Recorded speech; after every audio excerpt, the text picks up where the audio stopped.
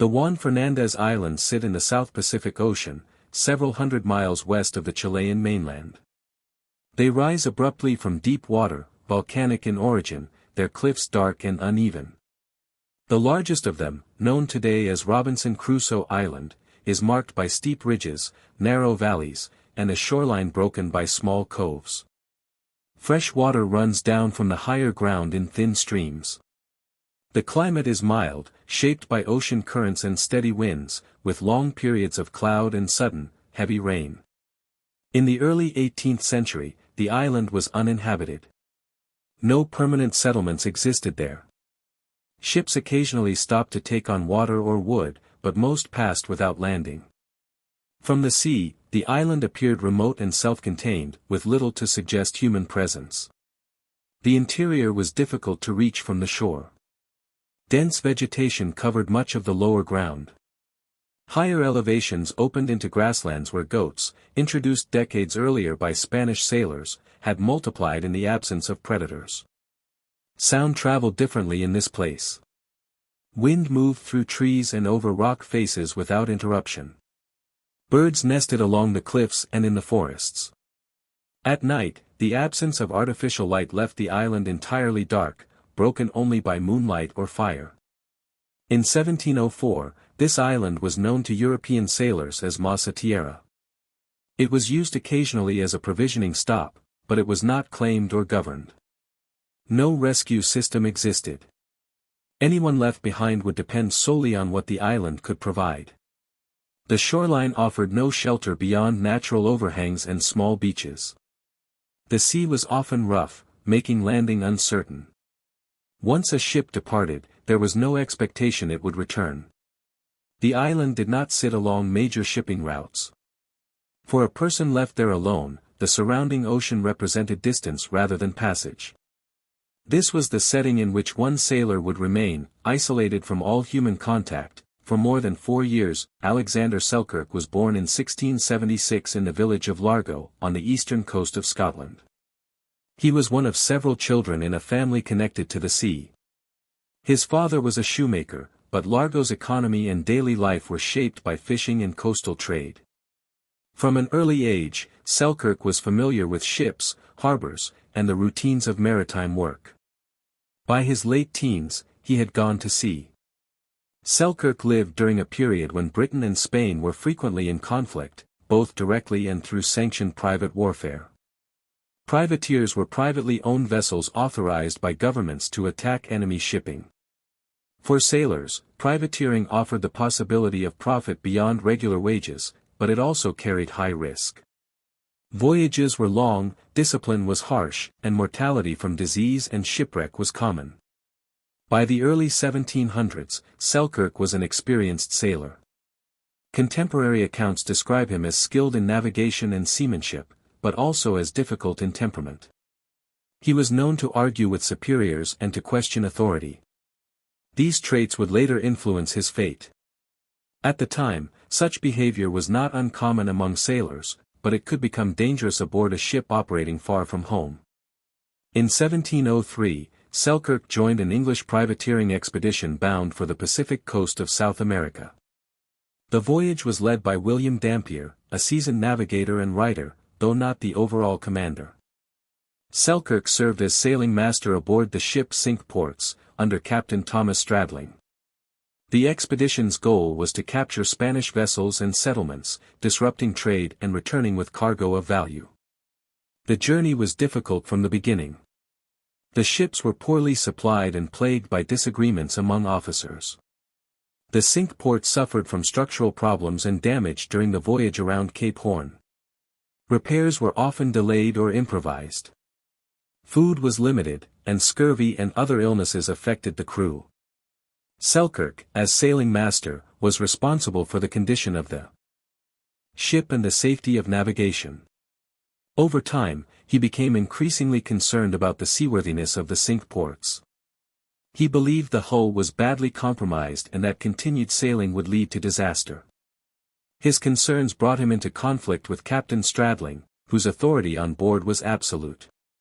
By September 1704, the expedition reached the Juan Fernández Islands to rest and resupply.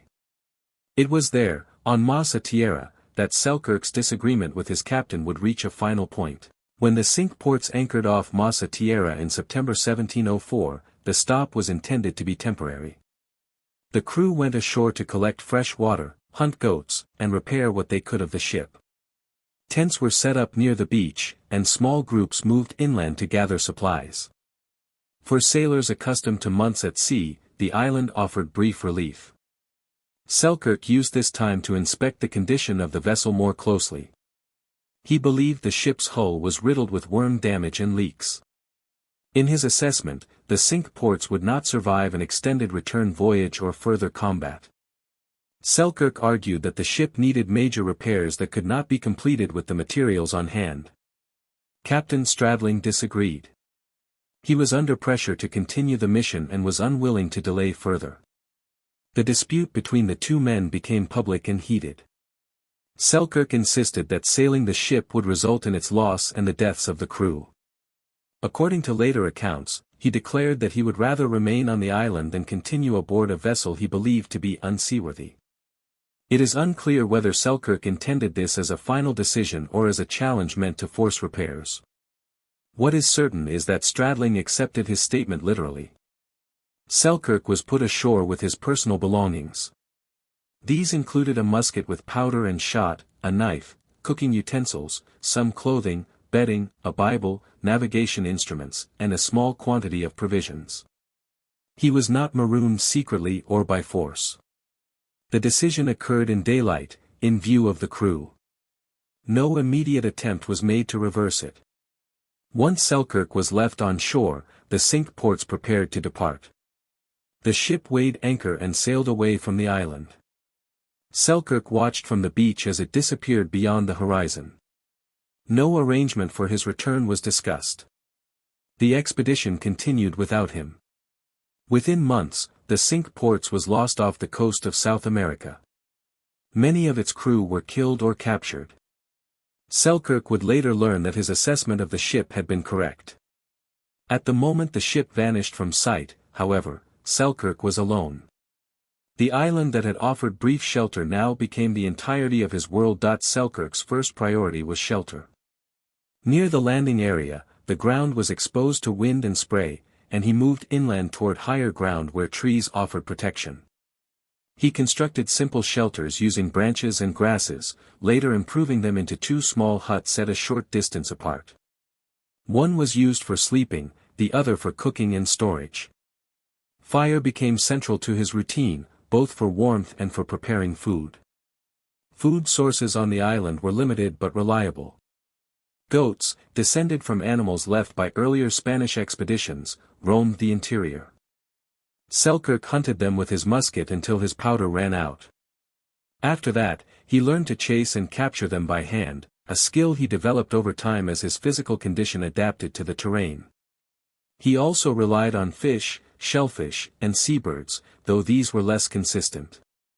Wild fruits, including turnips and berries, supplemented his diet.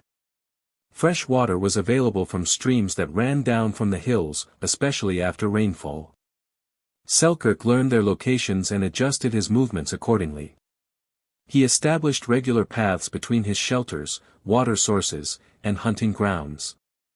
Over time, these routines reduced unnecessary effort and helped him conserve energy. Clothing deteriorated steadily. Exposure to weather and constant use wore his garments down. Selkirk adapted by making replacements from goat skins, which he cured and stitched using a nail from his knife as an awl. These improvised clothes provided warmth and protection, though they were rough and uneven. Footwear was particularly difficult to maintain, and he often moved barefoot over rocky ground. Isolation shaped Selkirk's days. Without external schedules, he organized time through tasks.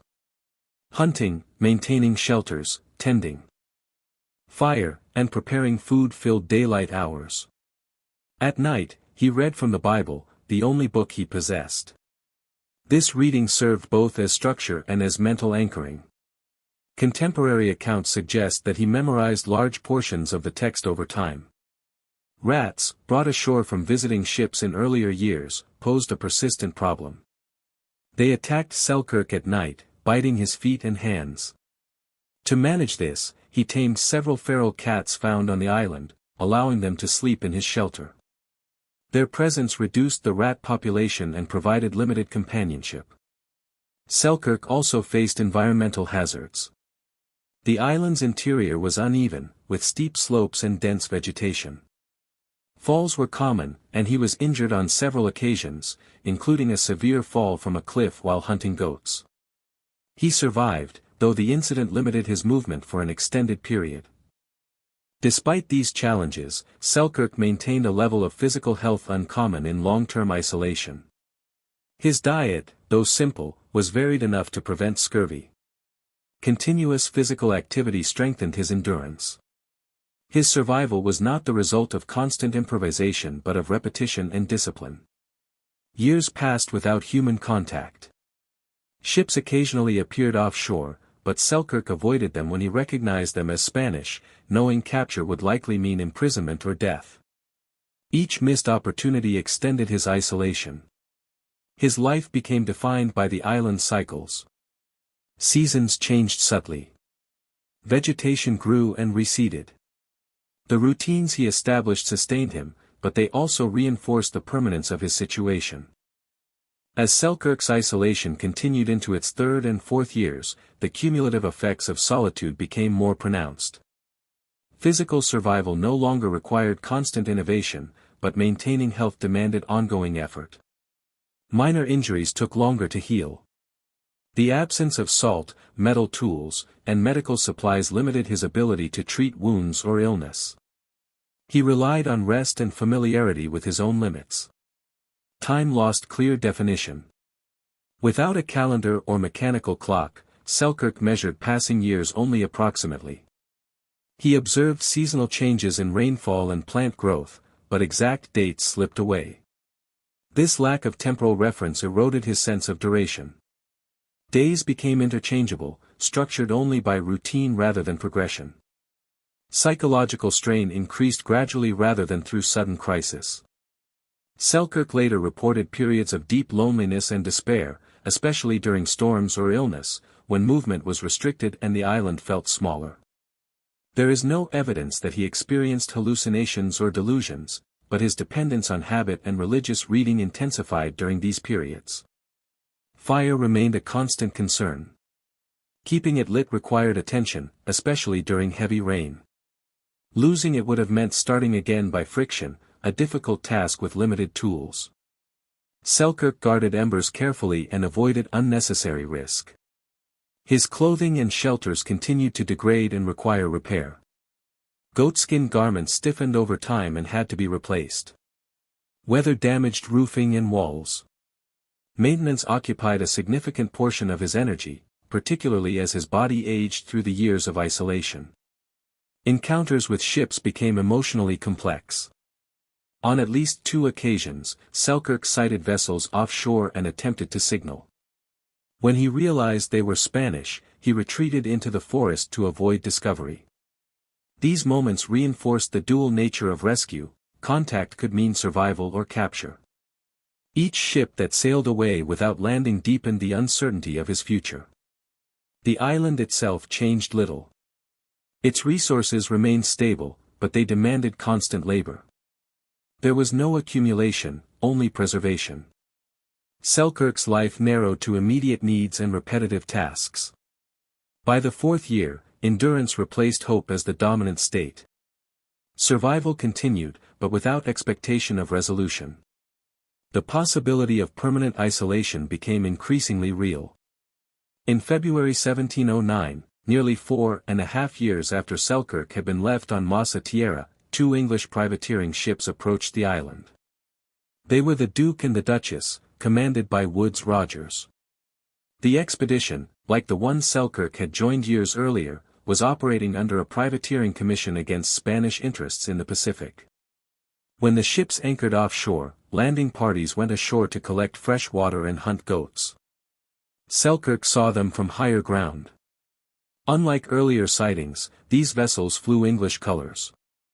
He approached cautiously, uncertain whether he was being observed or whether his appearance would alarm the men on shore.